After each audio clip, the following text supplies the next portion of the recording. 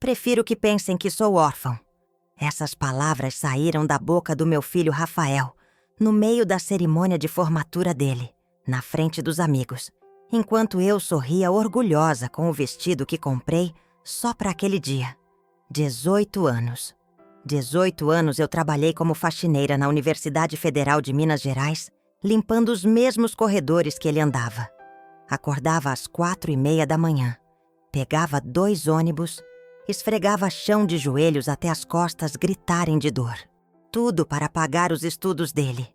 Tudo para ver ele receber aquele diploma de engenheiro.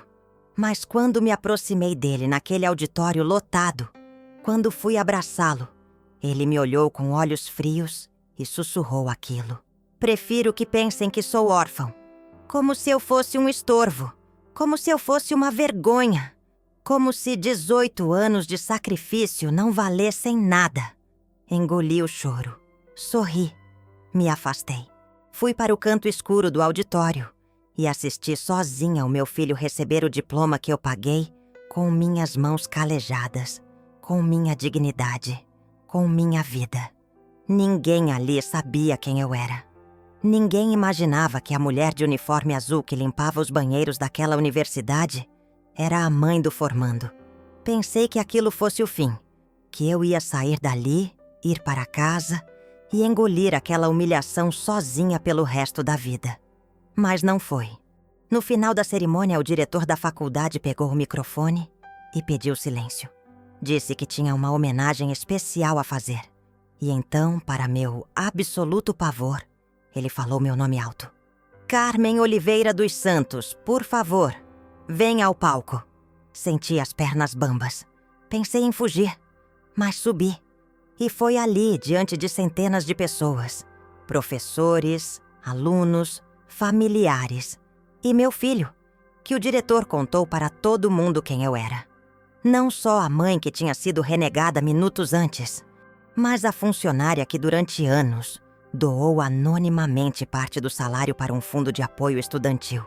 R$50 por mês, todo mês, durante anos.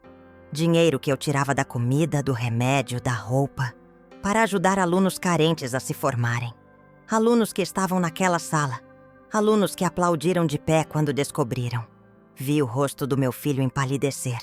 Vi ele perceber, na frente de todo mundo, que a mãe que ele tinha vergonha era uma heroína silenciosa. A mulher que ele quis apagar da própria história era a razão de dezenas de outros jovens terem conseguido a história deles. O auditório explodiu em aplausos. Pessoas chorando, me abraçando, me agradecendo. E Rafael ali, congelado, com o diploma na mão, vendo tudo desmoronar. Porque agora todos sabiam o que ele tinha feito. Todos sabiam quem ele era. Desci do palco. Ele veio atrás de mim. E ali, na frente dos amigos que minutos antes tinham ouvido ele me negar, eu disse tudo. Disse que ele tinha me humilhado. Disse que ele tinha vergonha de mim porque eu era faxineira. Disse que ele preferia mentir, dizer que era órfão, do que assumir que tinha uma mãe que limpava chão. Ele tentou se explicar. Disse que era difícil ser filho da faxineira. Que ouvia piadinha, que via os outros com pais médicos, advogados, empresários, e ele ali com a mãe que limpava o chão que eles pisavam. Como se eu fosse menos. Como se trabalho honesto fosse motivo de vergonha. Eu o perdoei. Mas não naquele dia, não naquela semana, nem no mês seguinte. A história vazou, virou notícia. O Brasil inteiro soube.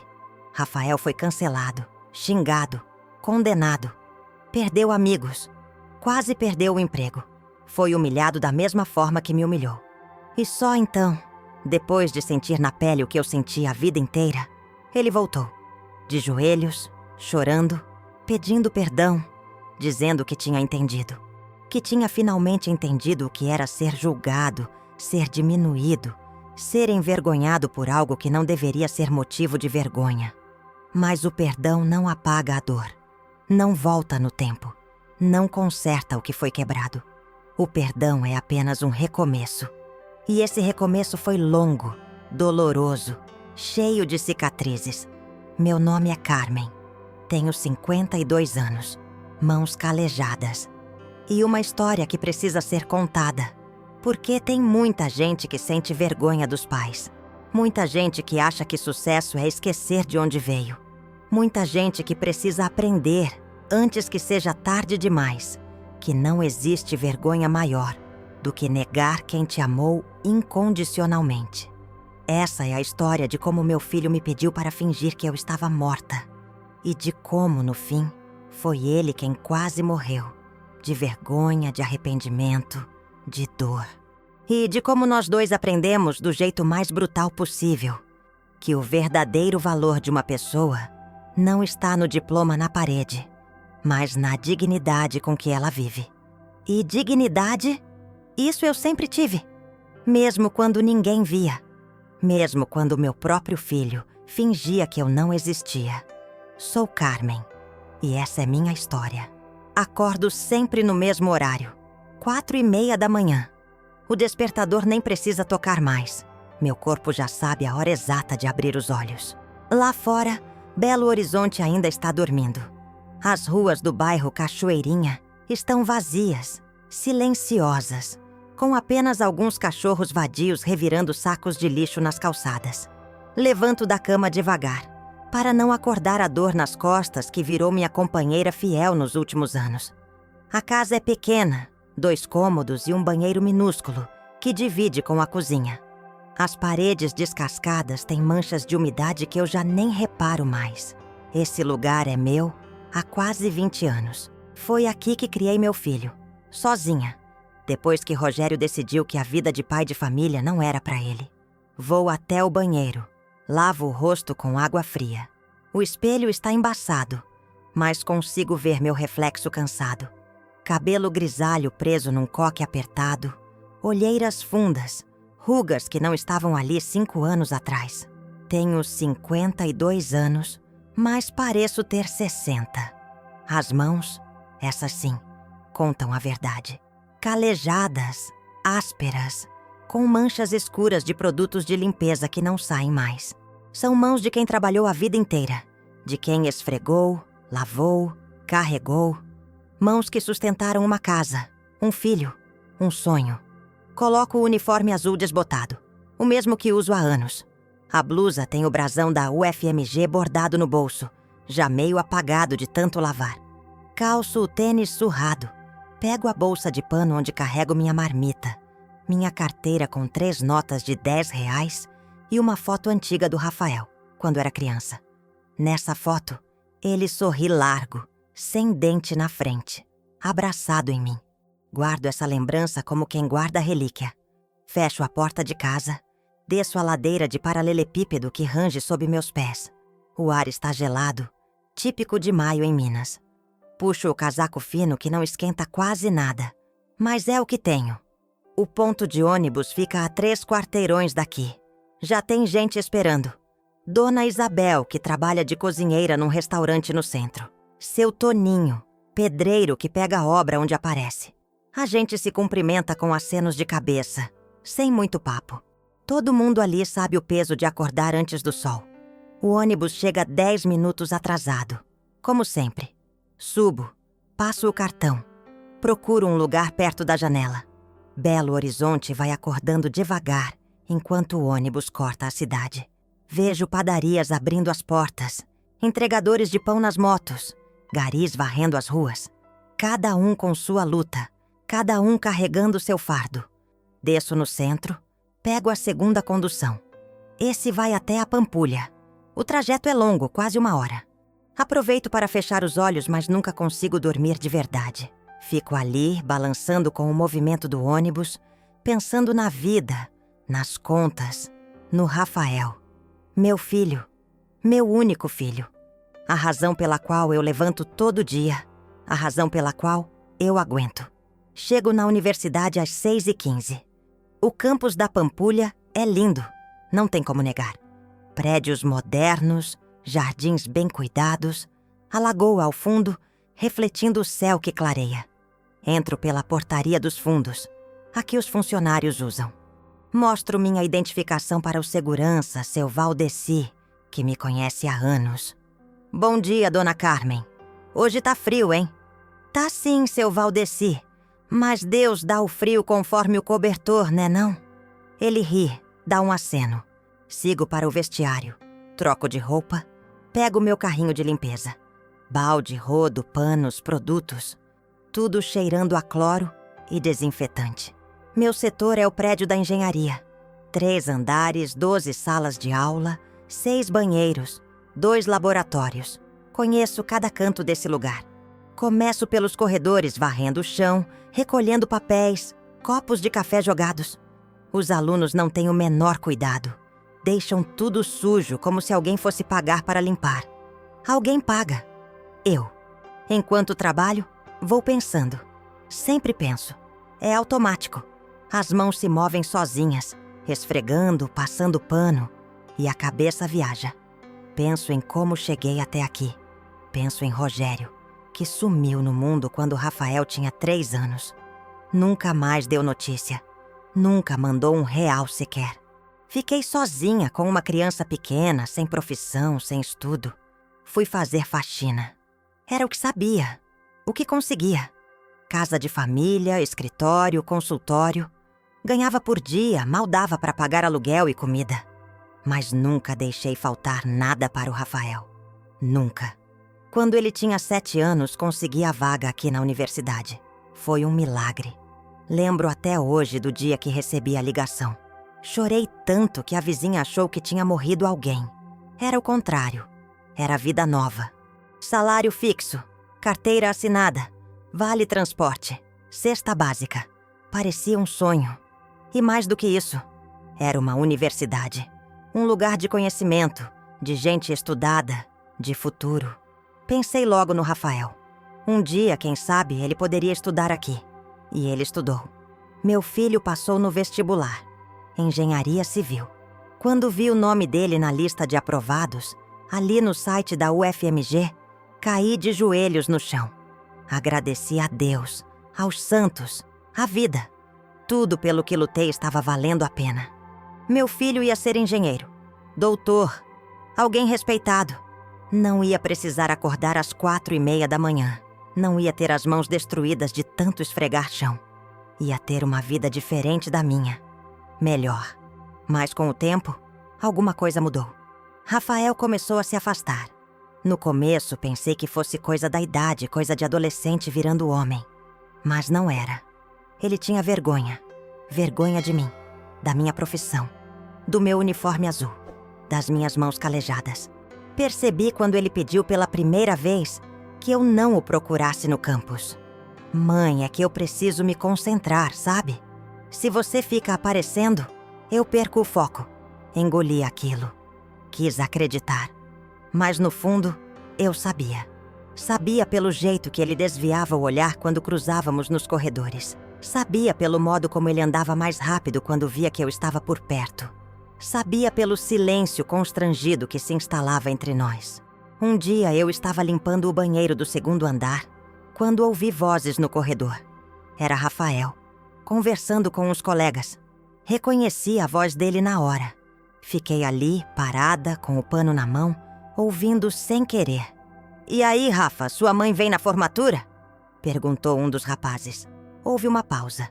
Uma pausa longa demais. "Não sei. Acho que não. Ela mora longe. É complicado." Senti algo apertar no peito. Mora longe? Eu morava a 2 conduções dali. E mesmo que morasse no fim do mundo, eu iria. Claro que eu iria. Mas ele não queria que eu fosse. Não queria que os amigos me vissem. Não queria que soubessem quem eu era. Saí daquele banheiro com as pernas bambas. Fui até o almoxarifado, onde ninguém ia àquela hora. E chorei. Chorei calada, com a mão na boca, para não fazer barulho. Chorei pela criança que criei, pelo menino doce que me abraçava apertado e dizia que quando crescesse, ia comprar uma casa grande para nós 2. Chorei pelo homem que ele estava se tornando, que tinha vergonha da própria mãe. Mas não desisti. Nunca desisto. Continuei trabalhando. Continuei acordando cedo. Continuei levando a vida. E comecei a fazer algo que nunca contei para ninguém. Comecei a doar parte do meu salário. Foi assim. Um dia, limpando a sala da coordenação, vi um cartaz sobre um fundo de apoio a estudantes em situação de vulnerabilidade. Alunos que passavam dificuldade, que não tinham dinheiro para xerox, para livro, para passagem. A universidade tinha criado esse fundo e qualquer um podia contribuir. Anotei o número da conta. Naquela semana fui ao banco e fiz a primeira transferência. R$50. Era pouco, mas era o que eu conseguia tirar do meu salário sem faltar comida em casa. No mês seguinte, mais 50. E assim foi, mês após mês, durante anos. Ninguém sabia. A doação era anônima. Nem o Rafael sabia. Eu não queria reconhecimento. Não queria agradecimento. Só queria ajudar. Só queria que outros jovens tivessem a chance que meu filho teve. Teve mês que precisei escolher entre comprar remédio para a dor nas costas ou fazer a doação. Escolhi a doação. Teve mês que comi só arroz e feijão para conseguir mandar o dinheiro. Não me arrependi. Tinha uma paz estranha no peito quando fazia aquilo.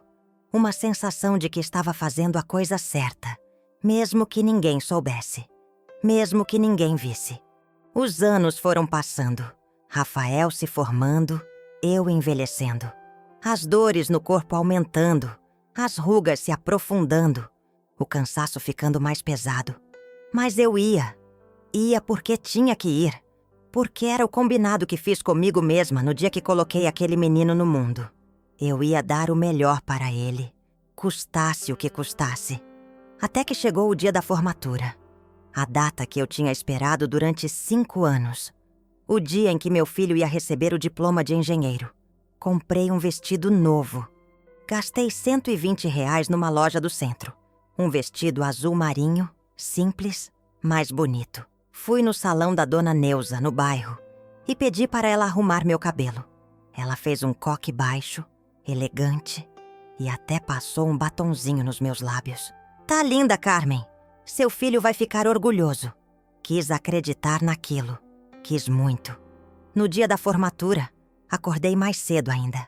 4 da manhã. Não consegui dormir direito. Fiquei a noite inteira revirando na cama, ansiosa. Me arrumei com cuidado. Passei perfume barato que ganhei de Natal. Calcei a sandália de salto baixo que comprei para essa ocasião. Olhei no espelho e quase não me reconheci. Parecia outra pessoa. Parecia uma mãe que ia ver o filho se formar. Peguei as conduções. Cheguei ao campus com 1 hora de antecedência. O auditório já estava cheio. Famílias inteiras, pais, mães, avós, irmãos, todos arrumados, todos felizes. Procurei um lugar na plateia.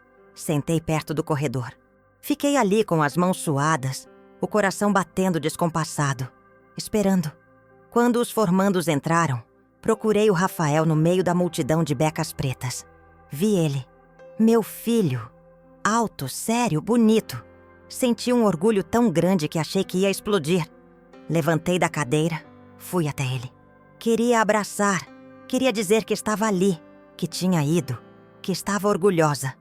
Ele me viu. Nossos olhares se cruzaram. E então, algo mudou na expressão dele. Uma frieza, uma dureza. Cheguei perto, sorri. Rafael, meu filho, eu vim. Vim ver você receber o diploma. Ele olhou ao redor. Os amigos dele estavam perto, conversando, rindo. Ele se inclinou para mim e disse baixinho, mas com uma firmeza que cortou minha alma. Mãe, por favor, não faz isso aqui. Prefiro que pensem que sou órfão. Gelei. Senti o mundo desabar. Quis gritar, quis sacudir ele, quis sumir. Mas apenas sorri. Um sorriso torto, quebrado, que mal disfarçou a lágrima que teimou em escorrer. Me afastei. Voltei para meu lugar, no fundo do auditório. Sentei, pequena, invisível, destruída. Assisti a cerimônia inteira. Vi meu filho subir ao palco, receber o diploma, apertar a mão do reitor. Vi ele posar para a foto, abraçar os professores, brindar com os amigos. Em nenhum momento ele olhou para onde eu estava. Em nenhum momento ele me procurou. Quando pensei que tudo tinha acabado, que eu podia ir embora e chorar sozinha em casa, o diretor da faculdade, professor Henrique Tavares, pegou o microfone.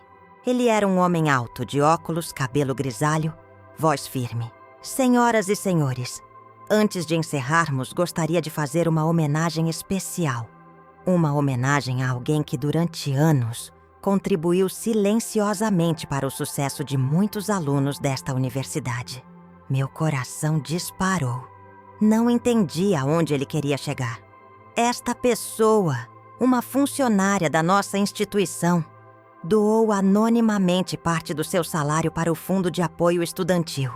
Graças a essa generosidade, dezenas de jovens conseguiram se manter na universidade, comprar materiais, pagar transporte. Alguns desses jovens estão aqui hoje, formando-se conosco. O auditório ficou em silêncio, todos atentos. Após uma investigação interna, descobrimos a identidade dessa pessoa. E hoje queremos homenageá-la publicamente. Carmen Oliveira dos Santos, por favor, venha ao palco. Senti o sangue gelar. Não conseguia me mexer. As pessoas ao meu redor começaram a olhar, procurando quem era Carmen. Levantei devagar, as pernas tremendo, o coração na garganta. Caminhei pelo corredor, subindo em direção ao palco. Cada passo era um esforço. Cada passo era uma eternidade. Subi os degraus. O professor Henrique me estendeu a mão. Me guiou até o centro do palco. O auditório inteiro estava de pé, aplaudindo. Olhei para a plateia, para todas aquelas pessoas batendo palma, chorando, sorrindo. E então, meus olhos encontraram os do Rafael. Ele estava pálido, branco como papel, os olhos arregalados, a boca entreaberta, as mãos tremendo. Ele tinha entendido tudo. E naquele momento, no meio daquele aplauso ensurdecedor, senti algo que não esperava sentir. Uma mistura de dor e alívio. Dor porque meu filho tinha me renegado. Alívio porque, finalmente, ele sabia quem eu realmente era. O professor Henrique falou mais alguma coisa, mas não consegui ouvir direito. Estava atordoada. Entregaram um certificado, um buquê de flores. Tiraram foto. Tudo passava rápido demais, devagar demais. Quando desci do palco, as pessoas se aproximaram. Me abraçaram, me agradeceram, me parabenizaram. Jovens com olhos marejados dizendo que tinham sido beneficiados pelo fundo, que tinham conseguido se formar por causa daquilo. E no meio de tudo isso, vi Rafael se aproximando. Ele vinha devagar, abrindo caminho entre as pessoas. O rosto ainda pálido, os olhos vermelhos. Parou na minha frente. Ficamos ali, um diante do outro, sem saber o que dizer. E então, pela primeira vez em anos, meu filho me olhou de verdade. Me olhou sem desviar, sem esconder, sem vergonha. E nos olhos dele, vi algo que não via há muito tempo. Vi o menino que ele tinha sido. Rafael parou na minha frente.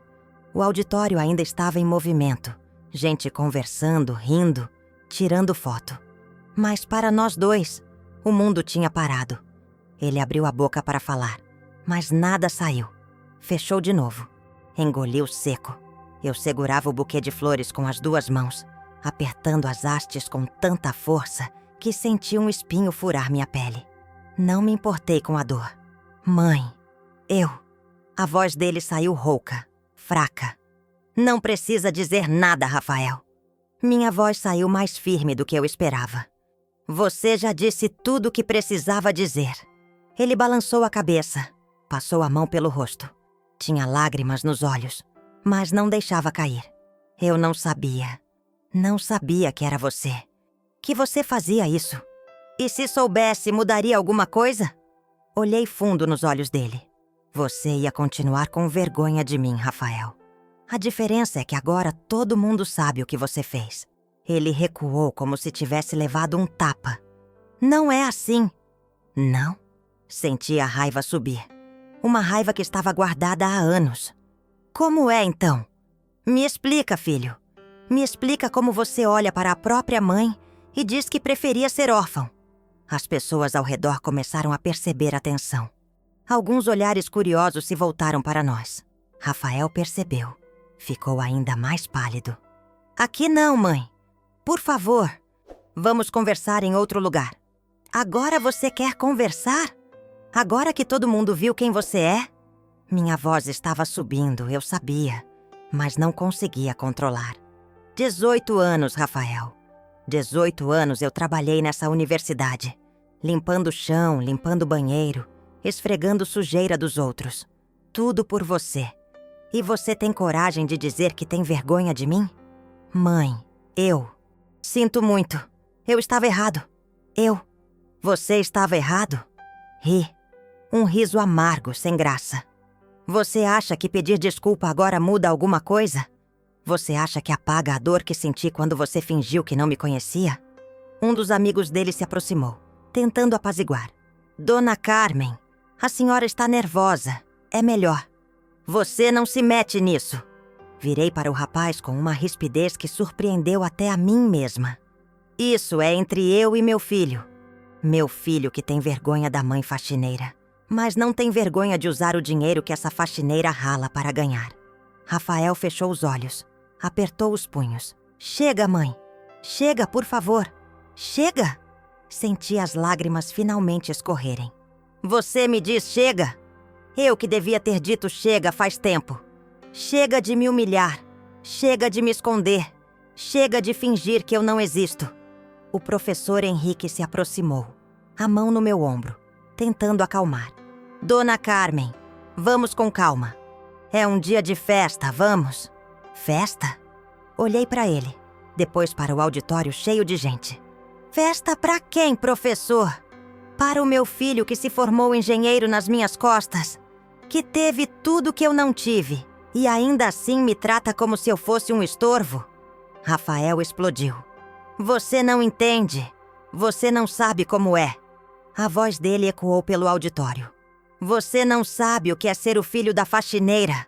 Ouvir piadinha, ouvir comentário, ver os outros com os pais médicos, advogados, empresários, e você ali com a mãe que limpa o chão que eles pisam.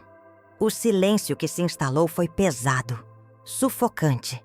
Todas as conversas pararam. Todas as pessoas olhavam para nós. E naquele momento, senti meu coração se partir em pedaços tão pequenos que duvidei que um dia pudessem se juntar de novo. Então é isso. Minha voz saiu baixa, quase um sussurro. Eu sou uma vergonha. O trabalho honesto que fiz a vida inteira. O suor que derramei.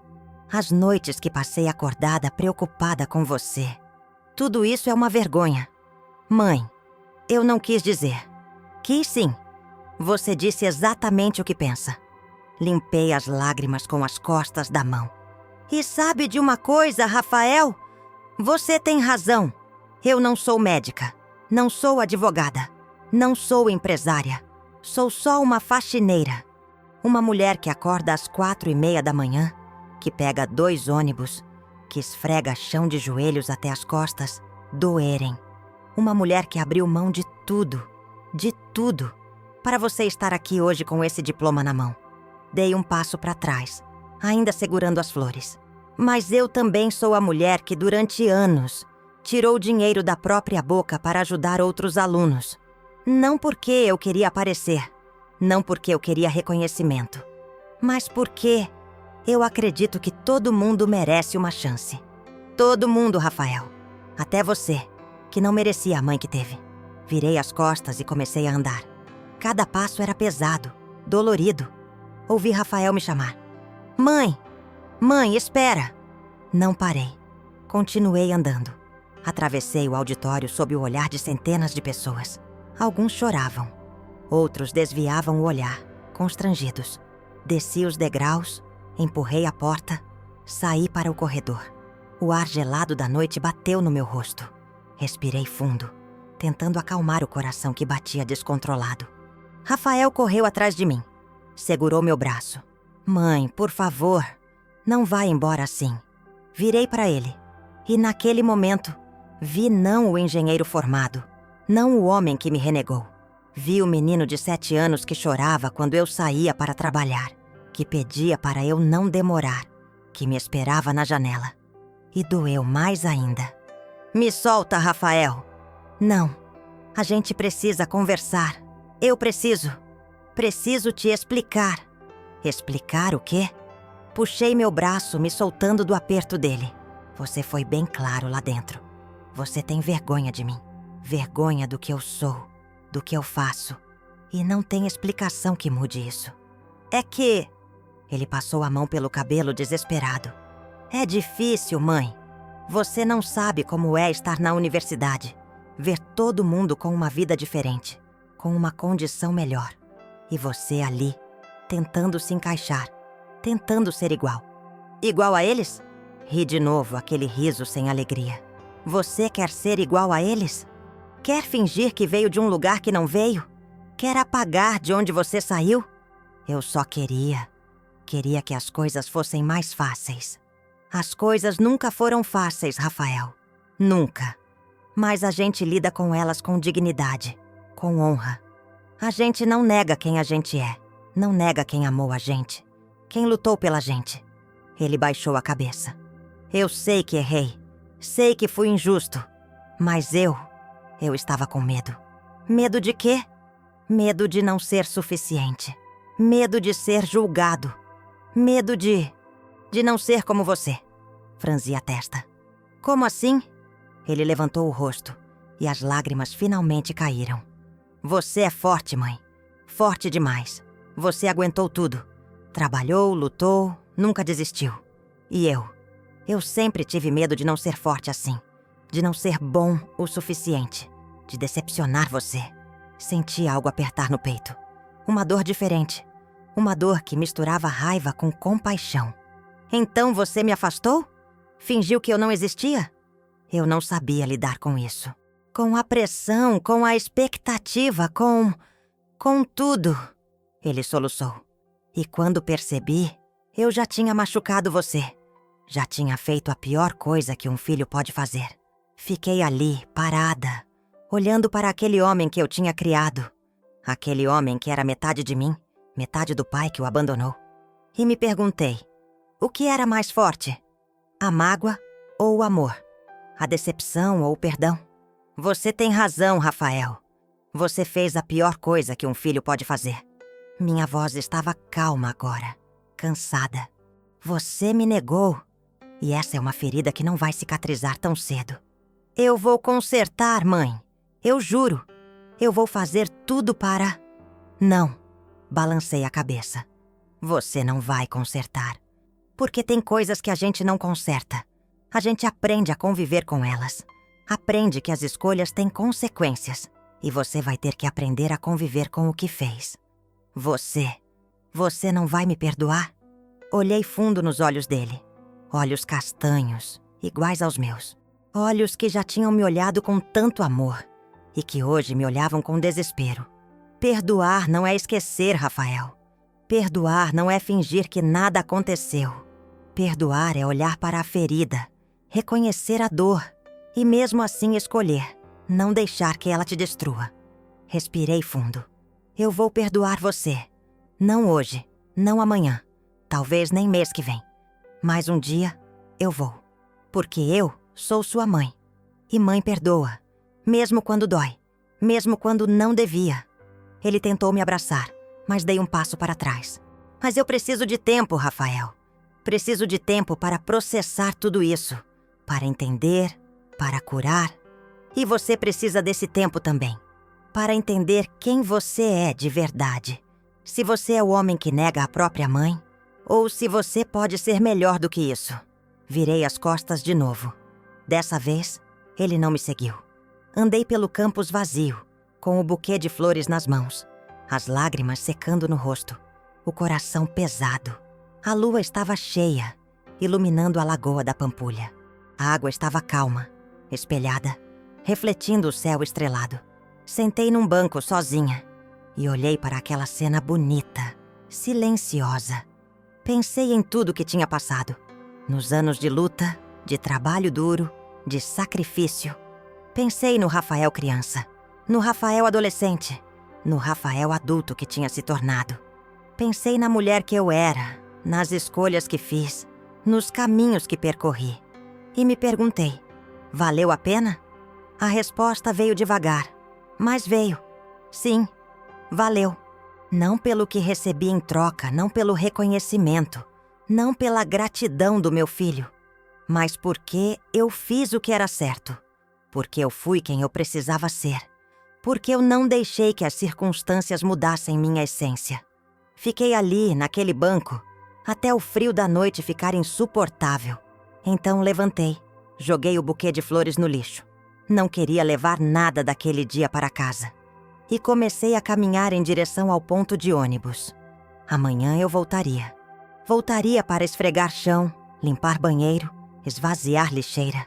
Porque era o meu trabalho. Era quem eu era. E eu não tinha vergonha disso. Nunca tive. Nunca teria. Mas enquanto esperava o ônibus com as mãos geladas enfiadas nos bolsos do casaco, olhei para trás uma última vez. E lá, na escadaria do prédio da engenharia, vi a silhueta do Rafael. Ele estava sentado nos degraus, com a cabeça entre as mãos, sozinho. E naquele momento, mesmo com toda a dor, toda a raiva, toda a decepção, ainda senti um aperto no peito. Porque era meu filho. E uma mãe nunca para de amar, mesmo quando deveria, mesmo quando dói demais. O ônibus chegou. Subi, sentei perto da janela e deixei que a cidade iluminada me levasse para longe daquele dia, para longe daquela dor, para perto de casa, onde eu poderia finalmente chorar sozinha, sem plateia, sem julgamento. E chorei até não ter mais lágrimas. Chorei até a garganta doer, até o corpo tremer, até a alma se esvaziar. E quando cheguei em casa, quando fechei a porta atrás de mim e me joguei na cama, ainda de roupa, sem forças para nada, senti um cansaço que ia muito além do corpo. Era um cansaço da alma. Um cansaço de carregar o mundo nas costas durante tanto tempo e perceber que, no fim, o peso era muito maior do que imaginava. Mas ainda assim, antes de fechar os olhos, antes de me entregar ao sono pesado, murmurei baixinho, quase sem som: eu perdoo você, meu filho. Um dia, eu perdoo. E deixei que a escuridão me levasse. Acordei no dia seguinte ainda de roupa, com o corpo dolorido e a cabeça pesada. O sol entrava pela fresta da cortina, batendo direto no meu rosto. Olhei para o relógio no criado mudo. 6h40 da manhã. Tinha perdido um show horário. Tinha perdido as conduções. Tinha perdido o turno de trabalho. E pela primeira vez em 18 anos não me importei. Fiquei ali, deitada, olhando para o teto rachado. As memórias da noite anterior voltaram como socos. O auditório, a homenagem, o confronto com Rafael. As palavras dele ecoando na minha cabeça. Você não sabe o que é ser o filho da faxineira. Fechei os olhos com força, tentando apagar aquilo. Mas era impossível. Estava gravado a ferro e fogo. Levantei devagar, o corpo pesado como se tivesse envelhecido 10 anos em uma noite. Fui até a cozinha. Preparei um café fraco. Sentei à mesa pequena e fiquei ali, olhando para a xícara fumegante, sem conseguir beber. Não tinha fome. Não tinha vontade de nada. Apenas um vazio imenso, como se tivessem arrancado um pedaço de mim e deixado um buraco que não fechava. O telefone tocou. Era o supervisor da limpeza, seu Moacir. Carmen, você tá bem? Não apareceu hoje. Não estou bem, seu Moacir. Não vou conseguir ir. Aconteceu alguma coisa? Aconteceu, mas eu não consigo explicar agora. Houve uma pausa. Tudo bem. Descansa. Qualquer coisa, me liga. Desliguei o telefone e voltei para a cama. Passei o dia inteiro ali, entre o sono e a vigília, sem forças para levantar, sem forças para viver. À tarde, a vizinha, Dona Cleide, bateu na porta. Carmen? Carmen, você tá aí? Abri a porta. Ela entrou com uma marmita nas mãos. Olhou para mim com preocupação. Minha filha, você tá com uma cara. O que aconteceu? Desabei. Contei tudo. A formatura, a homenagem, o confronto com Rafael. Dona Cleide me abraçou. Deixou que eu chorasse no ombro dela. Fez cafuné no meu cabelo como se eu fosse criança. Esse menino não sabe o que tem. Não sabe a bênção que é ter uma mãe como você. Ele tem vergonha de mim, Dona Cleide. Vergonha. Vergonha ele vai ter quando a vida ensinar o que você tentou ensinar e ele não quis aprender. Ela me afastou. Segurou meu rosto com as 2 mãos. Mas você não pode desistir de você mesma por causa dele, ouviu? Você é muito mais do que a mãe do Rafael. Você é a Carmen. A mulher guerreira, trabalhadora, honesta. E isso ninguém tira de você. Aquelas palavras me deram um fio de força. Apenas um fio. Mas era algo. Passei os dias seguintes em casa, de atestado médico. Não conseguia voltar para a universidade. Não conseguia encarar os corredores onde tinha visto meu filho me negar. Ficava deitada, pensando, remoendo, tentando entender onde tinha errado. Será que tinha mimado demais? Será que tinha dado menos atenção do que devia? Será que tinha sido ausente, trabalhando tanto? As perguntas não tinham resposta. Apenas me corroíam por dentro, como ferrugem em ferro velho. Rafael tentou me ligar várias vezes. Eu não atendia. Mandou mensagens. Eu lia, mas não respondia. Não estava pronta. Não sabia se um dia estaria. 1 semana depois da formatura, ele apareceu na minha porta. Bateu, insistiu, chamou meu nome. Fiquei em silêncio do outro lado, com a mão na maçaneta, o coração apertado, dividida entre abrir e deixá-lo ali fora. Mãe, eu sei que você tá aí. Por favor, abre a porta. A gente precisa conversar. Não abri. Ele ficou ali por meia hora, falando sozinho, pedindo desculpas, dizendo que estava arrependido, que queria consertar as coisas. Quando finalmente foi embora, desabei no chão e chorei de novo. Dona Cleide tinha razão. Eu não podia desistir de mim mesma. Mas como seguir em frente quando seu próprio filho arrancou o chão debaixo dos seus pés? Voltei ao trabalho 2 semanas depois. Foi um dos dias mais difíceis da minha vida. Entrar naquele campus, vestir aquele uniforme, pegar aquele carrinho de limpeza.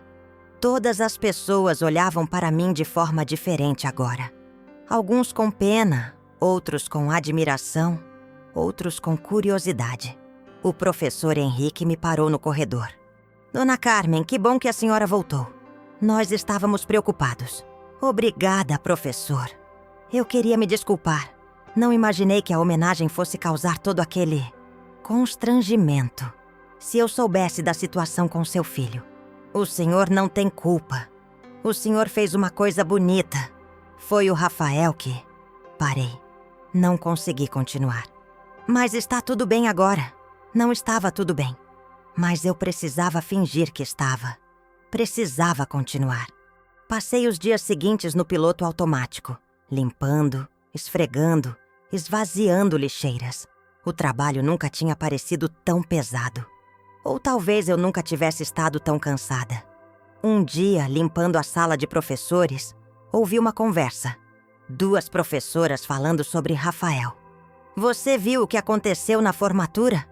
Vi. Que situação constrangedora. O rapaz deve estar mortificado. Ele merece. Como alguém pode ter coragem de fazer aquilo com a própria mãe? Pois é.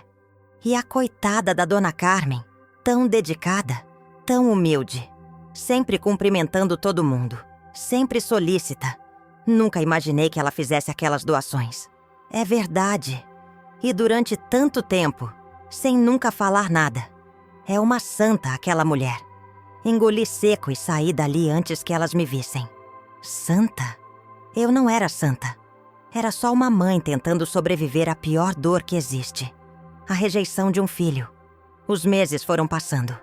Maio virou junho. Junho virou julho. O inverno de Belo Horizonte chegou gelado, cortante. Rafael continuava tentando contato.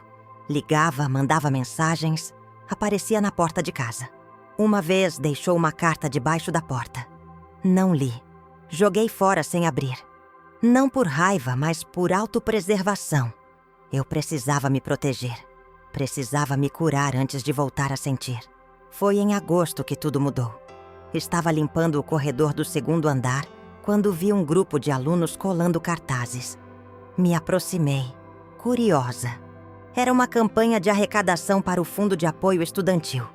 E no centro do cartaz tinha uma foto minha. A foto que tiraram no dia da formatura, quando me chamaram ao palco. Embaixo estava escrito: "Seja como Dona Carmen, doe, transforme vidas." Senti um nó na garganta. Os alunos me viram, sorriram. "Dona Carmen, a senhora é nossa inspiração. A gente montou essa campanha por causa da senhora, para incentivar mais pessoas a doarem. Já arrecadamos mais em 2 meses do que nos últimos 2 anos. A senhora mudou tudo." Não sabia o que dizer. Apenas sorri, agradeci e continuei meu trabalho. Mas algo tinha mudado dentro de mim. A dor ainda estava ali, a mágoa ainda existia. Mas havia também uma luz.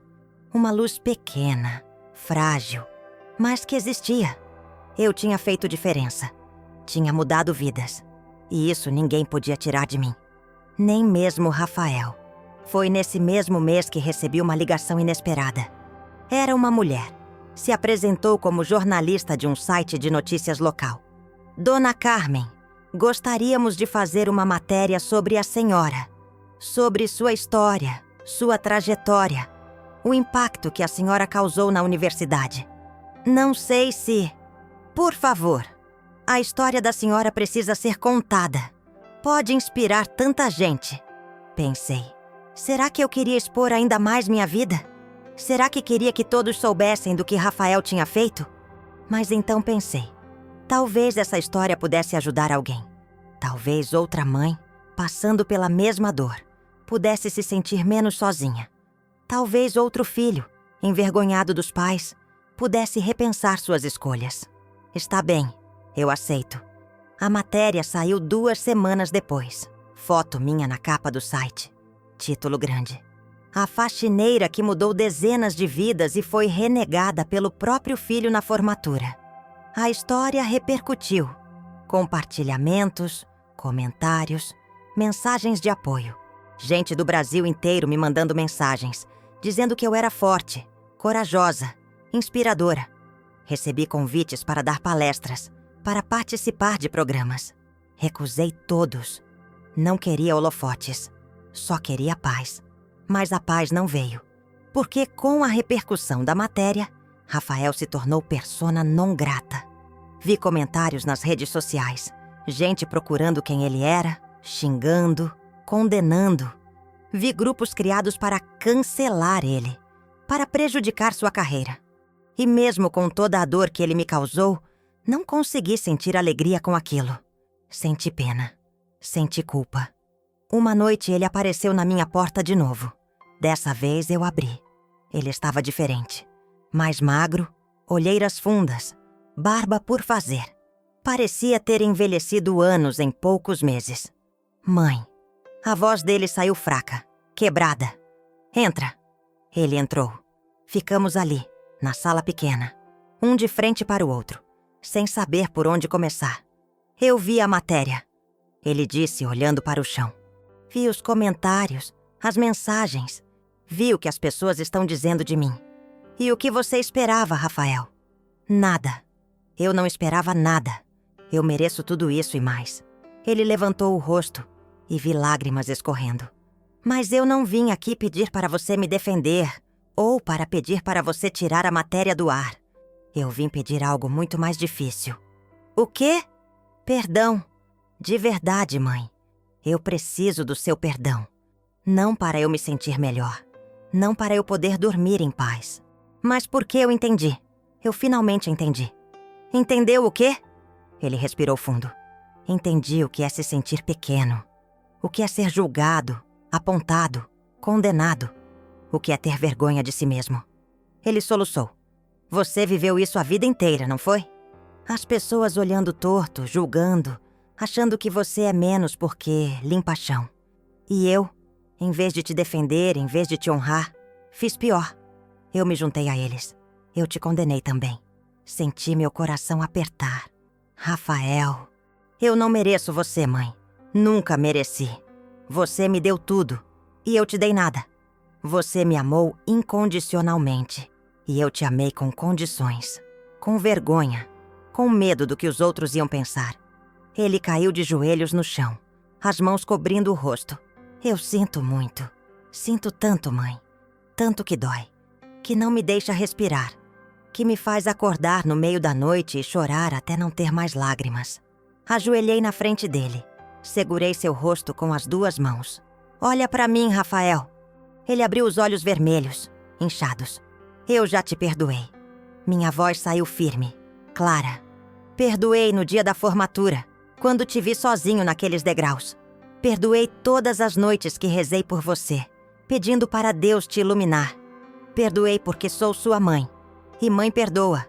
Mas o perdão não apaga o que aconteceu. Não volta no tempo. Não conserta a mágica. Eu sei. O perdão é um recomeço, Rafael. Não um final feliz. É a gente escolhendo não deixar que a dor nos destrua. É a gente escolhendo acreditar que as pessoas podem mudar, podem ser melhores. Limpei as lágrimas do rosto dele. Você pode ser melhor. Você vai ser. Mas isso não depende de mim. Depende de você. Das suas escolhas daqui pra frente. Ele me abraçou. Um abraço apertado, desesperado, como se tivesse medo de me perder de novo. Retribuí o abraço, sentindo o corpo dele tremer contra o meu, sentindo as lágrimas dele molharem meu ombro. E ali, naquele abraço, senti algo que não sentia há muito tempo. Esperança. Esperança de que talvez, só talvez, a gente pudesse reconstruir o que tinha sido quebrado. Não da mesma forma. Nunca seria igual. Mas de uma forma nova, mais honesta, mais verdadeira. Os meses seguintes foram de reconstrução. Lenta, dolorosa, mas constante. Rafael começou a me visitar toda semana. Trazia comida, ajudava com as compras, consertava coisas na casa.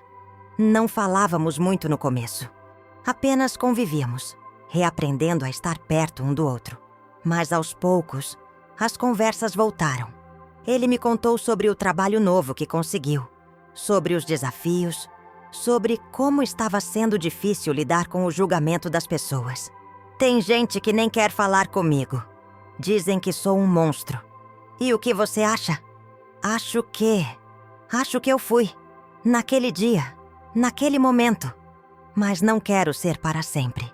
Então não seja. As pessoas vão acreditar no que você mostrar, não no que você disser.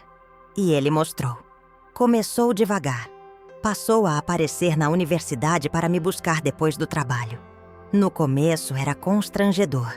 As pessoas olhavam, cochichavam, mas ele não desviava o olhar. Ficava ali, ao meu lado, de cabeça erguida.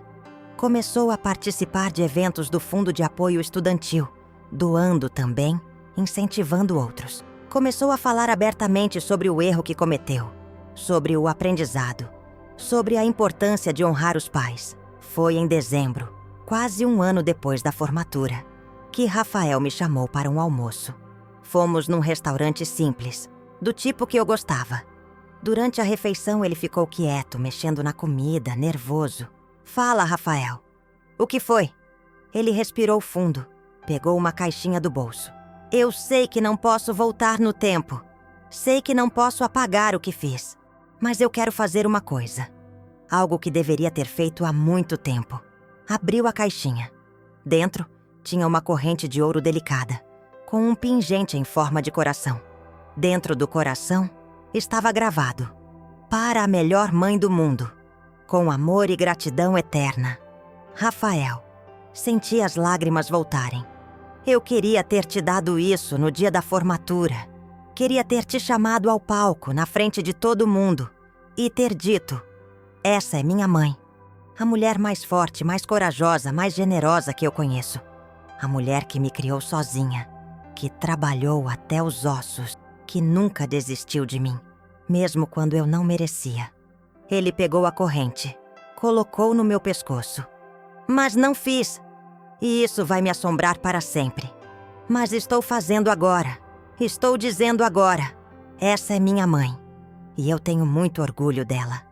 Levantei, dei a volta na mesa, abracei meu filho. E ali, naquele restaurante simples, com gente estranha ao nosso redor, chorei todas as lágrimas que ainda tinha guardadas.